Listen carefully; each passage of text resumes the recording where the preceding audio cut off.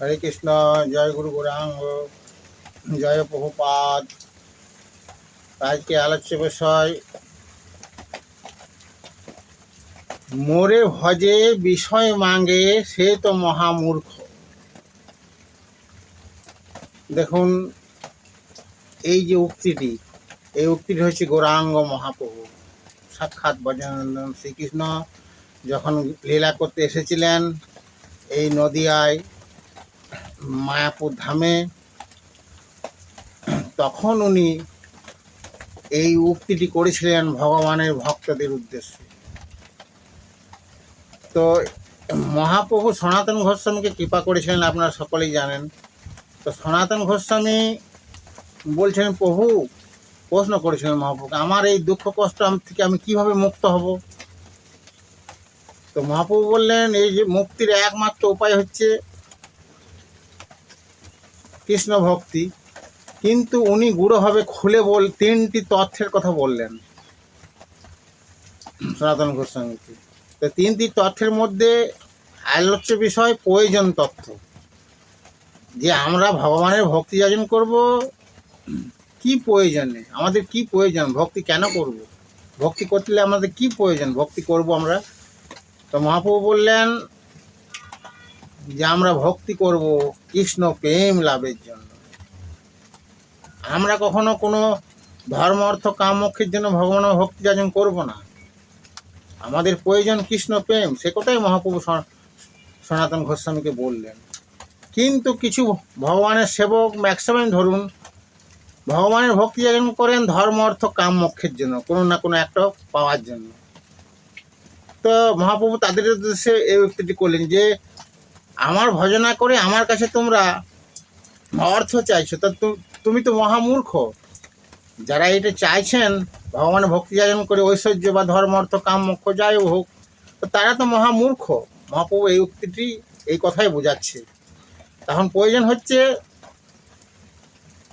উদাহরণ হিসেবে বলতে গেলে যে আমরা কেন মূর্খ, তার উদাহরণ হচ্ছে একজন রাজার কাছে আপনি চাইছেন, রাজামশাই সব কিছু আপনাকে দেওয়ার জন্য প্রস্তুত, দান ধ্যান করছেন রাজা।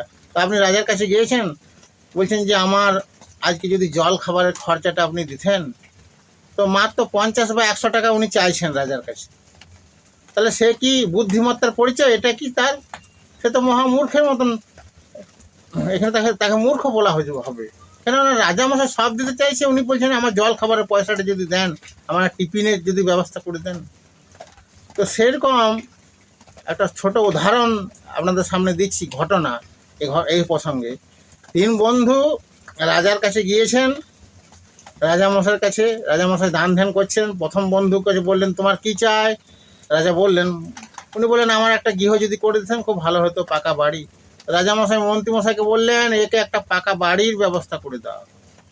দ্বিতীয় বন্ধুকে রাজামশাই বললেন, তোমার কি চাই? তো দ্বিতীয় বন্ধু বললেন যে আমার ঘর তো রয়েছে, গৃহ রয়েছে, একটা পাকা রাস্তার যদি ব্যবস্থা করে দেন, রাস্তাটা আমাদের কাঁচা। তো মন্ত্রীমশাইকে রাজা বললেন যে এর জন্য একটা পাকা রাস্তার ব্যবস্থা করে দেওয়া। তৃতীয় বন্ধুকে রাজামশাই বললেন যে তোমার কি চাই? তৃতীয় বন্ধু বললেন, আমার কিছু চাই না, আমি আপনার কাছে এসেছি, আপনার সঙ্গ করলাম, এটাই আমার আনন্দ। না, তোমাকে তো কিছু নিতেই হবে, আমি তো কখনোই না দিয়ে ছাড়বো না। তো যখন খুব জোরাজোরি করে, তখন তৃতীয় বন্ধু বলেন, ঠিক আছে, আমার এইটাই আপনার কাছে চাওয়া, আপনি আমার বাড়িতে একদিন যদি থাকেন, বসবাস করেন, আপনার সেবা যদি আমি করতে পারি, এটাই আমার চাওয়া। তো রাজামশাই খুব খুশি হলেন। তো মন্ত্রীমশাইকে বললেন, মন্ত্রীমশাই আমি কিন্তু এই বন্ধুর বাড়িতে থাকবো। তো মন্ত্রীমশাই বললেন, কী করে সম্ভব? না, সবই সম্ভব, তুমি একটা রাজপ্রাসাদের ব্যবস্থা করে দাও এবং পাকা রাস্তা ব্যবস্থা করে দাও, সুন্দরভাবে একটা রাজ উদ্যান তৈরি করে দেন, বিশাল একটা রাজপ্রাসাদের এবং রাজনগরীর মতো করে দাও। তো মন্ত্রীমশাই একটা রাজনগরী করে দিলেন। তো এখন প্রশ্ন হচ্ছে, কে বেশি বুদ্ধিমান 3টে বন্ধুর মধ্যে? না, অবশ্যই তৃতীয় বন্ধুটি, যিনি রাজামশাইকে বললেন আমার গৃহে আপনি যদি একদিন থাকেন। তো ঠিক সেইভাবেই এখানে রাজার রাজা শ্রীকৃষ্ণ হচ্ছে অনন্ত কোটি ব্রহ্মাণ্ডের মালিক, সকলের মালিক, দেবাদিদেব মহাদেব, সৃষ্টিকর্তা ব্রহ্মা, 33 কোটি দেবদেবী, অনন্ত জীবাত্মা, সকলের মালিক।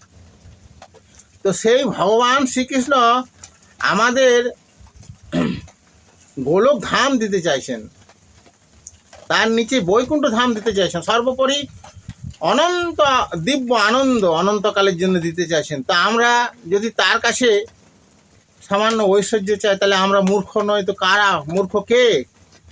তো মহাপ্রভু সেই জন্যেই এই উক্তিটি করলেন যে মোরে ভজ বিষয় মাঙ্গো, সে তো মহামূর্খ। তাহলে মহাপ্রভু এই জন্যেই আমাদের মূর্খ বলছেন। তাহলে কখনোই আপনারা ভুল করে, সমস্ত ভক্তের উদ্দেশ্যে আমি বলছি যে কখনোই ভুল করে ভগবানের ভক্তি যাচন করলে কখনোই জড় বস্তু চাইবেন না। এই জড় বস্তুই তো আমাদের বিভিন্ন দুঃখ কষ্টের কারণ। তাই ভগবানের কাছে যদি চাইতেই হয়, কৃষ্ণ প্রেম চান। তো এই কথাই সনাতন গোস্বামীকে মহাপ্রভু বললেন। তো এটাই হচ্ছে আজকে আলোচনার মূল ভাবার্থ। হরে কৃষ্ণ, জয় রাধে, হরে কৃষ্ণ, ধন্যবাদ।